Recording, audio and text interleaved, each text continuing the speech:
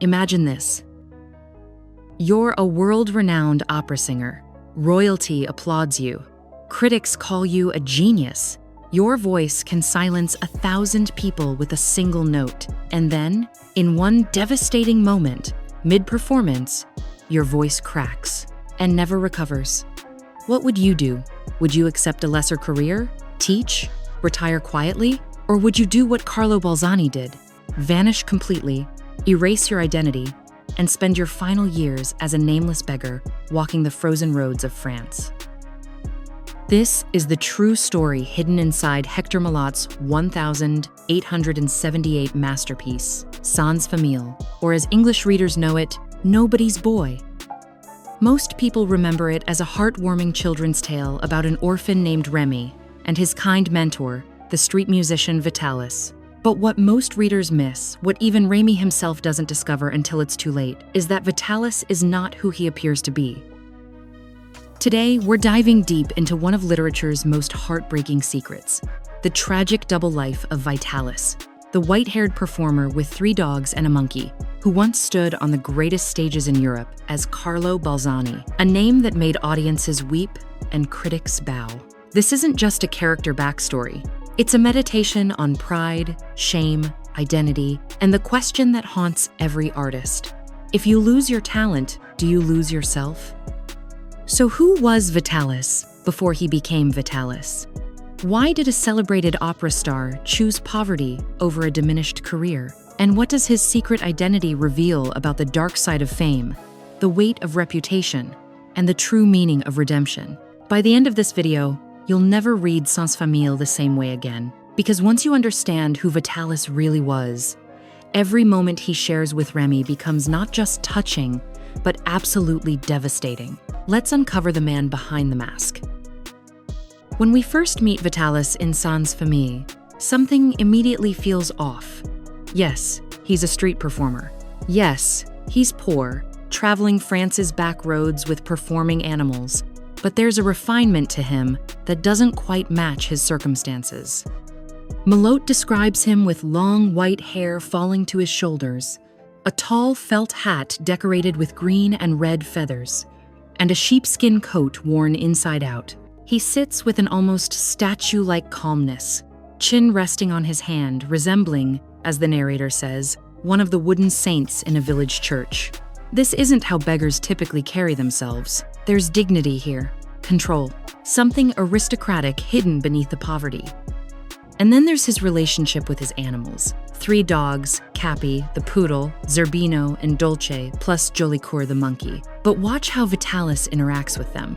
He doesn't command them like a circus master breaking wild creatures. He speaks to them almost as colleagues. There's mutual respect, partnership. It's the behavior of someone who understands performance as art, not just survival.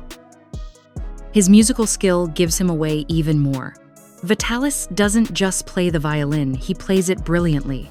His knowledge of music theory is extensive. When he teaches young Rémi, he doesn't just show him finger positions on a harp. He explains harmony, rhythm, the emotional language of melody. This is conservatory-level education, coming from a man who supposedly learned music on the streets. But the most revealing moment comes when Jolicoeur, the little monkey, falls desperately ill. Vitalis needs money for a doctor, so he does something he's clearly avoided for years, he sings. And when his voice emerges, a wealthy lady in the crowd is stunned. She tells him his voice is extraordinary, that she's amazed to hear such talent. Watch Vitalis's reaction. He doesn't thank her. He doesn't smile. Instead, he becomes angry, almost hostile. He brushes off the compliment, claiming he used to be a singer's servant and picked up some skills that way. Then, when she gives money to Capi the dog as a tip, Vitalis shows no gratitude, only discomfort.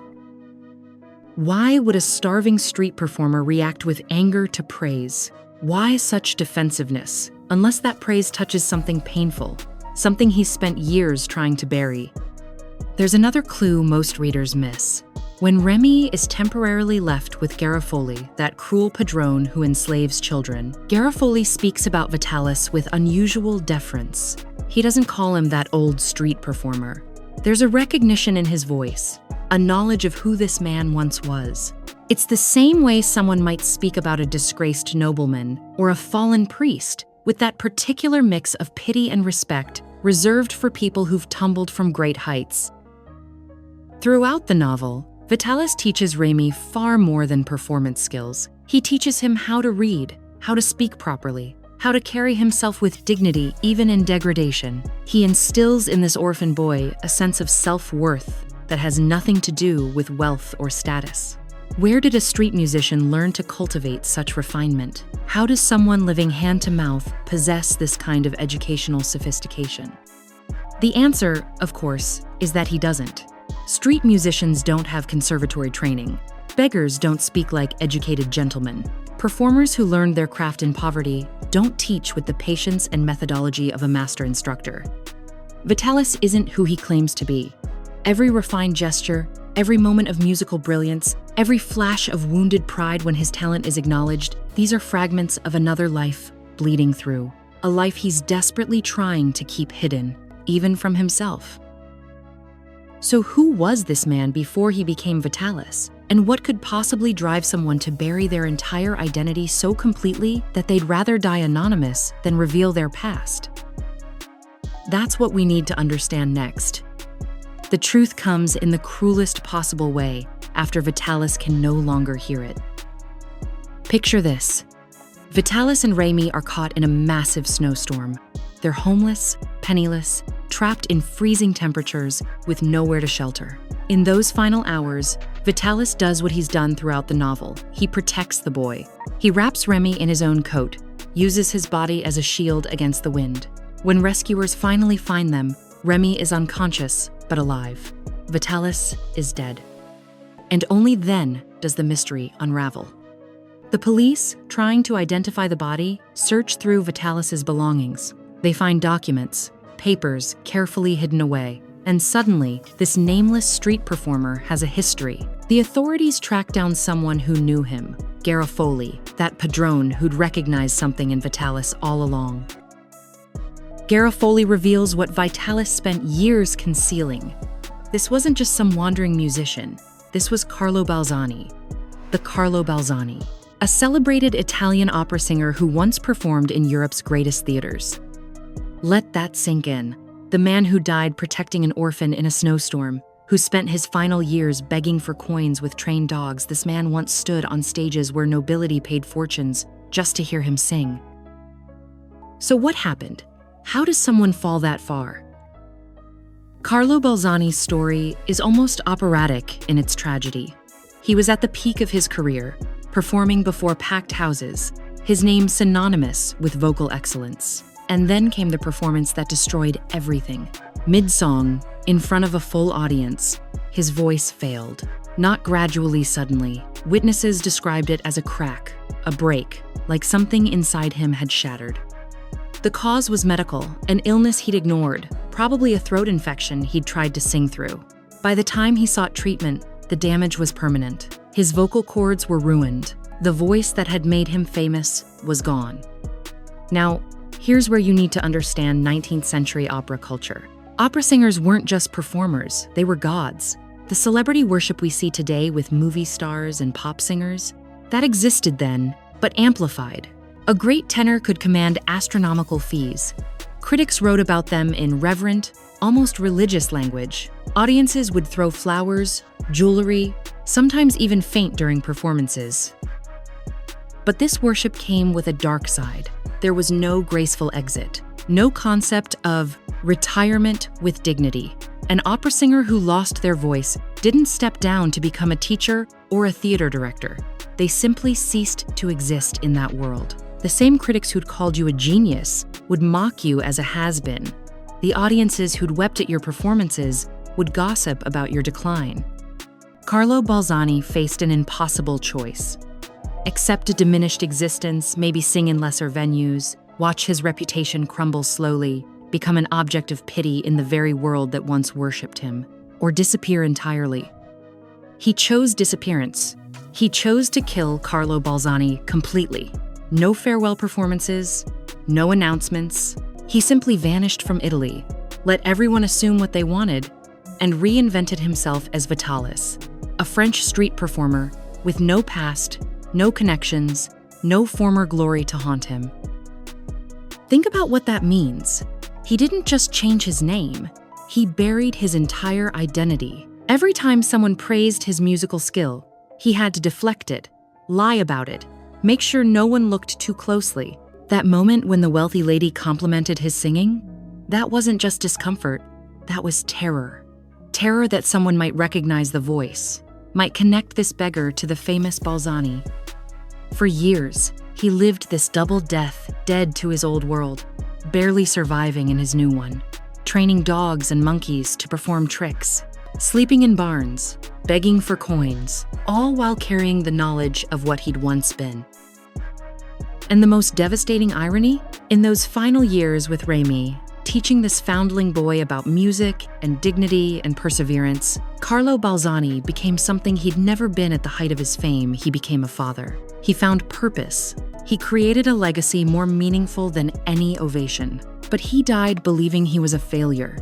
He died as Vitalis, thinking his real life, his real identity, had ended the day his voice broke. He never knew that this sacrifice, this choice to protect and teach an orphan boy, would matter more than every opera he'd ever sung. The papers found in his coat confirmed it all. Carlo Balzani, born in Italy, celebrated throughout Europe, had spent his final decade as a nameless wanderer.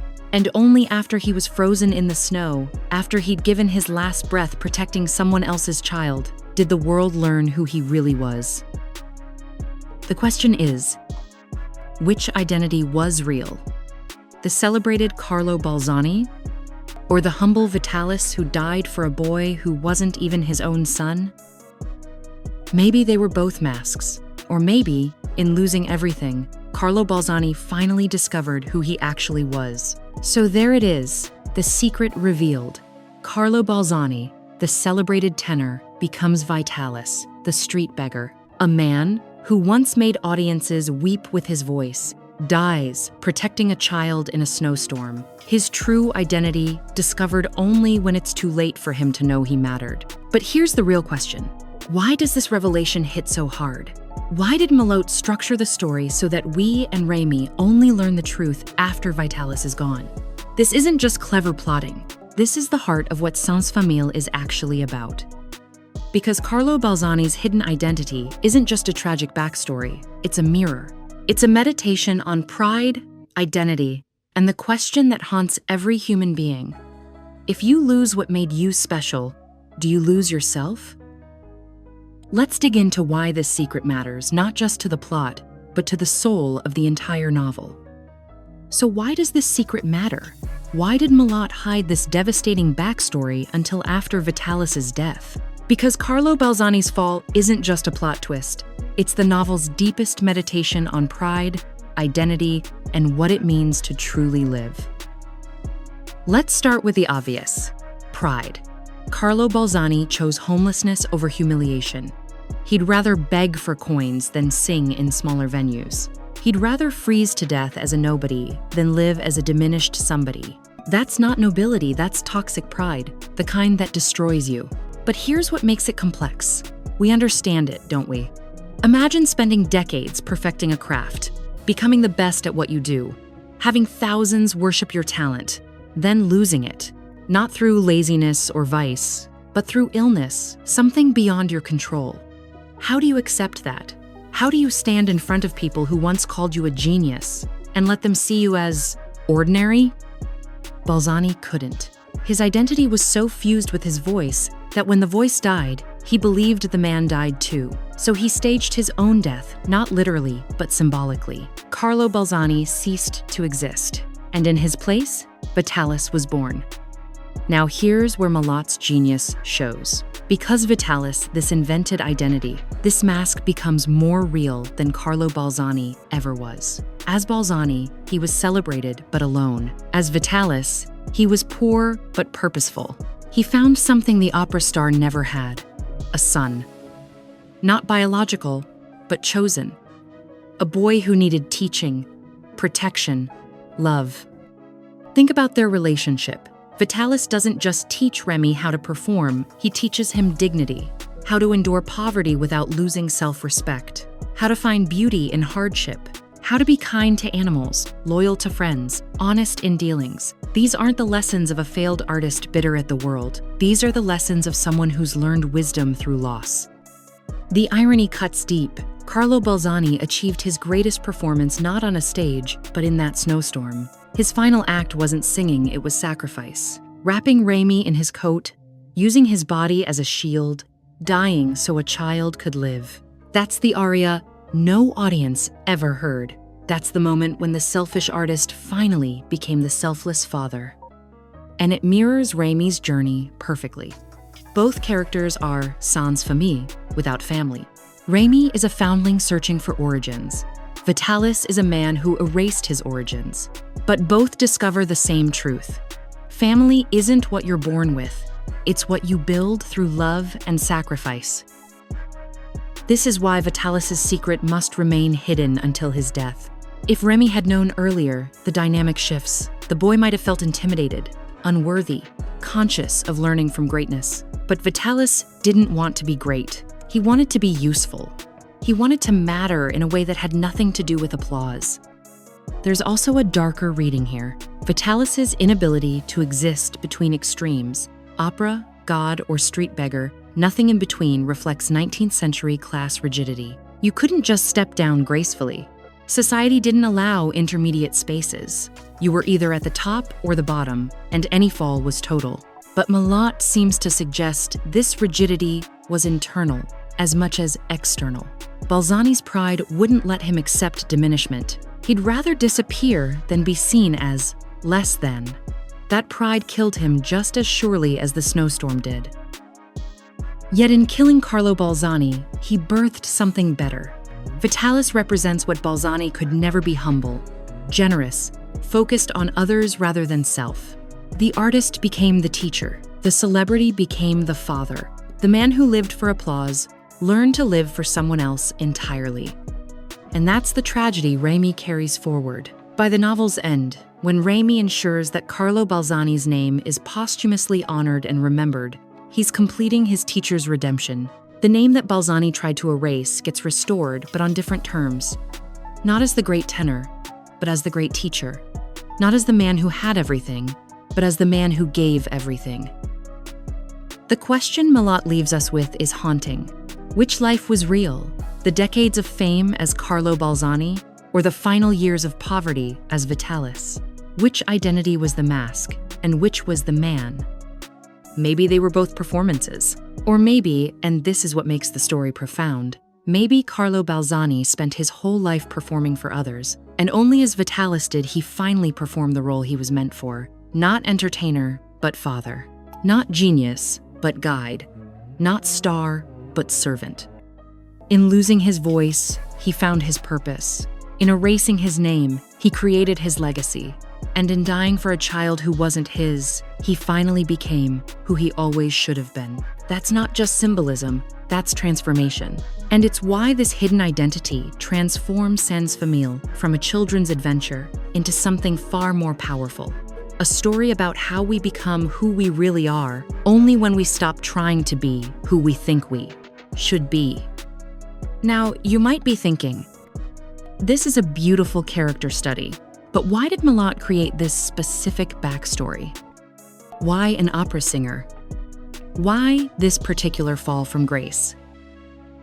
The answer takes us beyond the individual tragedy of Carlo Balzani and into something much bigger, Malot's critique of an entire society.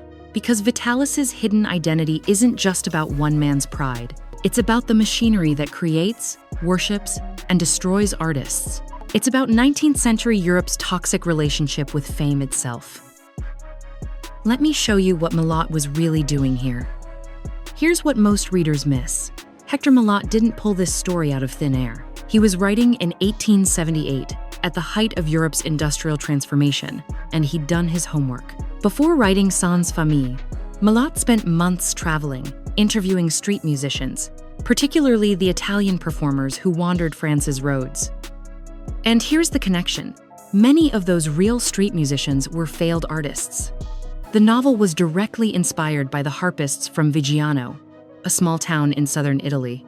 These weren't just random beggars, they were trained musicians from a region famous for producing talented performers. Economic desperation and the collapse of regional patronage systems had turned conservatory-educated artists into wandering minstrels. So when Malot created Vitalis as a fallen opera star, he wasn't inventing fantasy. He was documenting reality. The 19th century was full of Carlo Balzani's artists who'd climbed high and fallen hard, ending their days performing on street corners for coins. But Malot goes deeper. By making Vitalis specifically an opera singer, he's targeting something precise: the celebrity worship system. Opera in the 1800s wasn't just entertainment, it was religion. Successful tenors and sopranos were treated like demigods.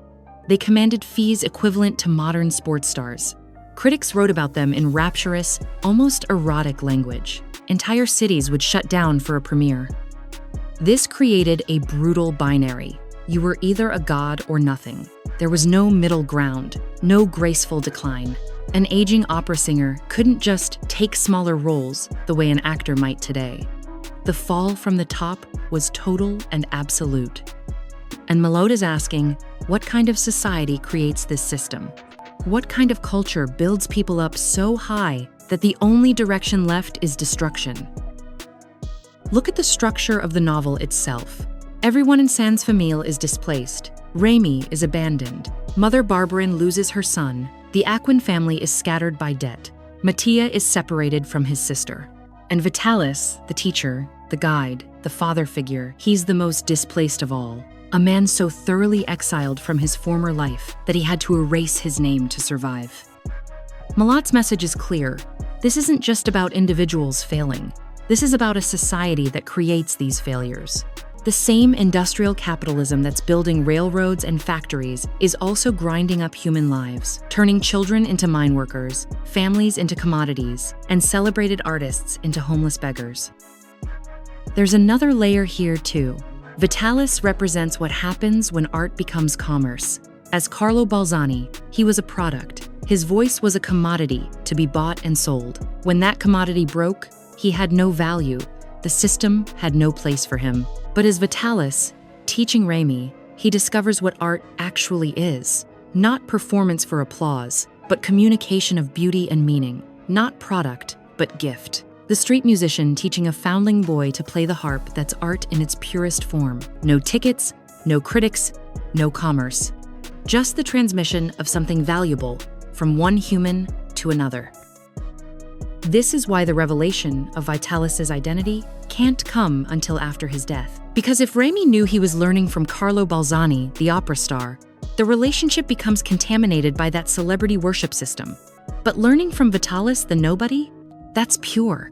That's real education, real mentorship, real love. Malot is also working within a specific literary tradition. Think about other fallen nobles in 19th century literature. Characters who've lost status but gained wisdom. This is the reverse of the rags to riches tale. It's riches to rags to redemption. And what these stories always suggest is that losing everything external might be the only way to discover what's truly internal. But here's the darkness Malot doesn't shy away from. Vitalis never experiences his own redemption. He dies believing he's a failure. He never knows that Rémi will honor him, that his teaching will matter more than his singing ever did, that his sacrifice will be remembered while his performances are forgotten. The novel asks, if you achieve greatness but don't know it, does it count? If you create a legacy but die thinking you're worthless, were you redeemed or not? These are questions that go far beyond a children's adventure story. This is Malot wrestling with the cost of art, the weight of identity, and the cruelty of a society that measures human worth by productivity and fame. And it's all hidden in the backstory of a kind old street musician who teaches a boy to play the harp. That's the genius of it. Malot embedded a devastating critique of capitalism, celebrity culture, and social displacement into what looks like a simple tale of an orphan and his teacher. So when you read Famille, you're not just reading about Rémi's adventures, you're reading Malot's indictment of an entire system, a world that creates Carlo Balzanis, uses them up, and then erases them. A world where even the teachers and mentors we meet are refugees from their own pasts, carrying invisible wounds we'll never see. That's the real story hidden inside Vitalis's secret identity. Malot has shown us the machinery that destroyed Carlo Balzani, the celebrity worship, the class rigidity, the system that grinds up artists and spits them out. But there's one final, crushing irony we need to confront. Because the most devastating part of Vitalis's story isn't what happened to him during his life. It's what happened after his death. And this is where Malot's tragedy becomes almost unbearable. So Malot has shown us the machinery that destroyed Carlo Balzani, the celebrity worship, the class rigidity, the system that grinds up artists and spits them out. But there's one final, crushing irony we need to confront. Because the most devastating part of Vitalis's story isn't what happened to him during his life. It's what happened after his death. And this is where Malot's tragedy becomes almost unbearable. Picture Vitalis in those final moments. Freezing to death in a snowstorm, wrapped around a child to keep him warm. What's going through his mind? Does he think about the stages he once commanded, the audiences who once worshipped him? Or has he convinced himself that Carlo Balzani, that famous tenor, was someone else entirely? A person who died years ago. He dies believing he's nobody. A failed street performer who couldn't even keep his animals alive. A beggar who froze on the roadside. That's what Carlo Balzani thought of himself in his final breath. And then comes the cruelest twist in the entire novel. After his death, Rémi discovers the truth. The papers are found, the identity is revealed. And as Rémi grows up and inherits the Milligan fortune, he does something beautiful and heartbreaking. He ensures that Carlo Balzani's name is posthumously honored and remembered. The opera star who tried to erase himself gets restored. Not as the celebrity he was, but as the teacher he became. Vitalis, the identity he created to hide his shame, becomes the legacy. The street musician who died protecting an orphan gets celebrated while the famous tenor is footnoted in history. But here's the unbearable part. Vitalis never knew. He died thinking he'd failed. He never heard Rémi say, "My father." He never knew his teaching mattered more than his singing. He never experienced his own redemption. Think about what that means. Everything Vitalis became in those final years, the patient teacher, the protective father figure, the man who proved that love matters more than applause, he never knew it counted. He sacrificed himself thinking it was worthless. He gave everything, believing he was nothing. This is the pattern of artists who die before their work is recognized. Van Gogh sold one painting in his lifetime and died thinking he was a failure. Emily Dickinson published almost nothing and believed she'd be forgotten. Kafka wanted his work destroyed, and Carlo Balzani froze in the snow, convinced his life had ended the day his voice broke. But Malot pushes this irony even deeper, because the novel suggests that maybe this is the only way true greatness works. Maybe Vitalis could only be that selfless teacher precisely because he thought nobody was watching. If he'd known he was creating a legacy, would the teaching have been as pure? If he'd understood he was being heroic, would the sacrifice have been as complete? There's something almost cruel in how Malot structures this. Vitalis's entire journey is about letting go of ego, of fame, of the need for recognition. And he succeeds. He becomes genuinely humble, genuinely generous. But he only achieves this because he believes it doesn't matter. The moment he knew it mattered, the whole transformation might collapse back into performance. So the tragic irony doubles back on itself. Vitalis had to die unknown to be truly great. And yet, we, the readers, are left with the aching knowledge that this good man died thinking he was worthless. There's a philosophical question buried here. If you do great things but die believing you failed, were you redeemed? Does redemption require knowing you're redeemed? Or is the redemption in the act itself, regardless of whether you experience it?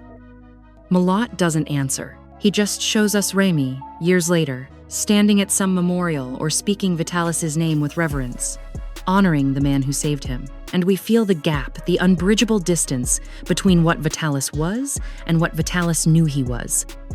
This is why the novel haunts people decades after reading it, because we've all felt like Vitalis at some point convinced we're failing, certain we don't matter, sure that our efforts are worthless, and Malot is telling us, maybe you're wrong. Maybe the things you think don't count are the only things that do. Maybe the moments you believe you're failing are the moments you're succeeding. But, and here's the knife twist, you might never know. You might die like Vitalis, thinking you wasted your life, while people you touched carry your legacy forward in ways you can't imagine. That's not comforting. That's terrifying. Because it means we have to do the work without the reward. We have to teach, love, sacrifice, create, knowing we might die, believing it was all for nothing. Vitalis' story doesn't offer us the satisfaction of knowing our impact. It offers us only the call to act as if it matters, even when we're certain it doesn't. And maybe that's the point. Maybe real transformation, both Vitalis' and our own, only happens when we stop performing for recognition and start living for something beyond ourselves. Even if we never see the results, even if we die in the snow thinking we failed. The tragedy of Vitalis isn't that he died. It's that he died too soon to know he lived. So there you have it, the secret that transforms Sans Famille from a children's adventure into something far more profound. Carlo Balzani, the celebrated opera tenor who became Vitalis the street performer, who died in the snow believing he was nobody, but who gave a foundling boy everything that mattered. This is why great literature endures. Because beneath the surface story, the orphan, the journey, the happy ending, Malot embedded a devastating meditation on identity, pride, and what it means to truly matter. Vitalis' hidden past isn't just a plot twist. It's a mirror held up to every person who's ever felt like a failure, every artist who's lost their gift, every human being who's wondered if their life counts for anything. And Malot's answer is both comforting and terrifying. Yes, you matter. But you might die before you know it. The greatest things you do might be the things you think don't count. The moments you believe you're failing might be the moments you're saving someone's life. The next time you read Sans Famille, pay attention to Vitalis. Watch how he teaches Rémi not just music, but dignity. How he protects not just the boy's body, but his spirit. How every gesture, every lesson, every moment of patience comes from a man who thinks he's worthless, but who is, in fact, creating something more valuable than any opera performance ever could. That white-haired street musician with his trained dogs isn't just a kind mentor. He's a fallen god, learning to be human.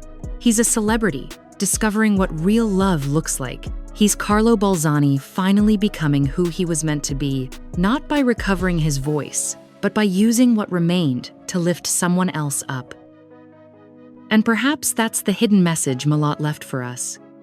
We spend so much time mourning what we've lost, our youth, our talents, our former glory, that we miss what we're becoming. Vitalis spent years hiding from Carlo Balzani, never realizing that Vitalis was the better man. The teacher mattered more than the tenor. The father mattered more than the celebrity. The sacrifice mattered more than the applause. If you take one thing from this story, let it be this. Your life is not defined by what you were at your peak. It's defined by what you give when you think you have nothing left. Vitalis had lost his voice, his name, his fortune, his fame. And yet in those final years, he gave more than he ever had before. He gave himself. That's not failure. That's transformation. That's redemption, even if he never lived to know it. So here's my question for you. What would you do if you lost everything that made you special? Would you disappear like Carlo Balzani? Or would you discover, like Vitalis, that the best version of yourself might be waiting on the other side of your greatest loss? Leave your thoughts in the comments. And if this analysis opened your eyes to something new in Sans Famille, or in any classic literature you thought you understood, hit that subscribe button, because there are secrets hidden in every great book, waiting for someone to uncover them. And maybe, just maybe, those secrets are the ones we need to hear. Thank you for watching. And remember, the greatest legacies are often built by people who never knew they were building them. Don't wait for recognition. Just do the work. Love the people in front of you. Teach what you know. Give what you have. Like Vitalis, you might never see your impact, but that doesn't mean it isn't real. Until next time, keep reading, keep questioning, and keep discovering the hidden depths in the stories we thought we knew.